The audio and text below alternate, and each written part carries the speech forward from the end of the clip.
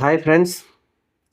అధికార పార్టీ ఎవరు అధికారంలో ఉన్నా వారికి వంతపాడే పత్రికలలో మనం ఏది రాస్తే అదే నిజమని నమ్మే ప్రజలు ఉన్నంతకాలం ఈ పత్రికలు రాస్తూనే ఉంటాయి.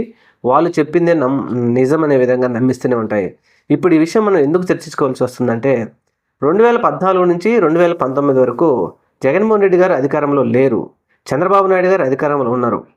ఆ సమయంలో కొన్ని పనులు ప్రారంభించి ఆ పనులు ఎందుకు ఆగిపోయినాయి కూడా ప్రజలు మర్చిపోయి ఉండొచ్చు. కానీ అధికార పక్షంలో ఉన్న అధికార నాయకులకు కానీ లేకపోతే మీడియా మిత్రులకు కానీ మీడియా అధిపతులకు కానీ తెలియకుండా ఏం లేదు, వాళ్ళకి క్లియర్ కట్గా తెలుసు.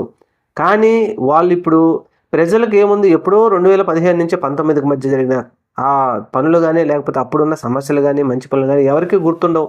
సాధారణ దైనందిక జీవితంలో వాళ్ళు ఈరోజు ఏం పని చేస్తున్నాం, రేపు పని చేస్తున్నాం, లేకపోతే నెక్స్ట్ ఇయర్ ఏంటి, ఆ నెక్స్ట్ ఇయర్ ఏంటి, మన పిల్లల భవిష్యత్తు ఏంటి అని ఆలోచిస్తూ ఉంటారే. కానీ ఈ ప్రభుత్వం చెప్పే పనులన్నీ విని లేకపోతే అప్పుడెప్పుడు 2010లో చెప్పారు, 2015లో చెప్పారు, 2019లో చెప్పారు అనే వినంత ఆలోచన మాత్రం ప్రజలు చేయరని ఈ పత్రికలు తెలుసు. కాబట్టి ఇప్పటికి కూడా వాళ్ళు ఇష్టం వచ్చినట్టు వాళ్ళు చెప్పింది నిజమని నమ్మిస్తూ ఉన్నారు ప్రజలు. మరీ ముఖ్యంగా ఇప్పుడు ఎందుకు చెప్పాలంటే, ఏం జరిగినా రాష్ట్రంలో ఎప్పుడో ఏదో జరిగినా ఇప్పుడు ఒక పత్రికలో ఇది జగన్మోహన్ రెడ్డి గారి వల్లనే జరుగుతూ ఉంది, ఇది జగన్మోహన్ రెడ్డి గారి వల్లనే అని చెప్పి రాసేయడంలో ఒక వింత పోకడ మాత్రం ఆంధ్రప్రదేశ్ రాష్ట్రంలో ఇప్పుడు అలవాటు అయిపోయింది. అది ఫస్ట్ నుంచి ఉండింది, ఇప్పుడు మరి ఇంకా ఎక్కువైపోయింది ఎందుకనో కానీ మరి. అయితే ఇప్పుడు ఈ విషయం ఎందుకు చెప్పుకోవాల్సి వస్తుంది అంటే 2015 నుంచి 2019 వరకు కేంద్ర ప్రభుత్వం గ్రామీణ అభివృద్ధి శాఖ కొన్ని నిధులను ఆంధ్రప్రదేశ్కు కేటాయించింది. ఆ నిధులు 100% ఇస్తే 100% 20% అప్పటి ప్రభుత్వం కొన్ని పనులు చేసింది. ఆ పనులు చేసి రాష్ట్రంలో కొన్ని చేసాము, ఒక నిధులు మొత్తం విడుదల చేయండి అని చెప్పేసి కేంద్రానికి లేఖ రాస్తే కేంద్రం దానికి మోకాలు ఒడ్డింది.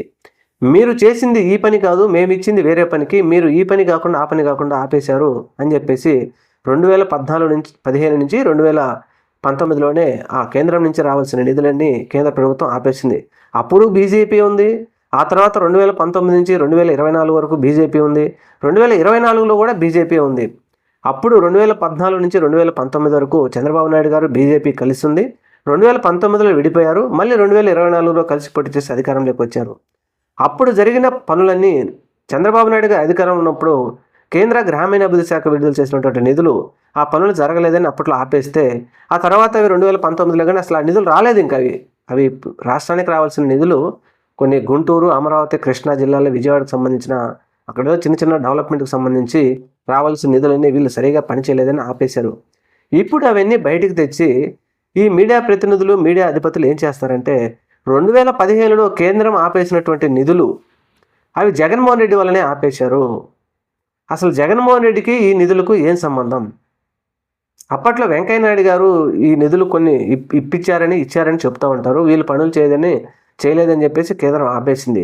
కేంద్రం ఆపేస్తే ఇప్పుడు ఆ పనులు ఆగిపోయి ఆ డబ్బులు రాకపోవడానికి కూడా జగన్మోహన్ రెడ్డి కారణమని రాస్తున్నారంటే అప్పుడు ఏం జరిగింది? మరి ముఖ్యంగా నేను ఫస్ట్ చెప్పినట్టు జగన్మోహన్ రెడ్డి గారి వల్లనే ఆగిపోయాయా, లేకపోతే చంద్రబాబు నాయుడు గారి వల్ల ఆగిపోయా, లేకపోతే కాంట్రాక్ట్ వల్ల ఆగిపోయాయా అంటే అవన్నీ వివరాలు రాయకుండా జగన్మోహన్ రెడ్డి గారి వల్ల కేంద్ర ప్రభుత్వం నుంచి రావాల్సిన నిధులు ఆగిపోయినాయి.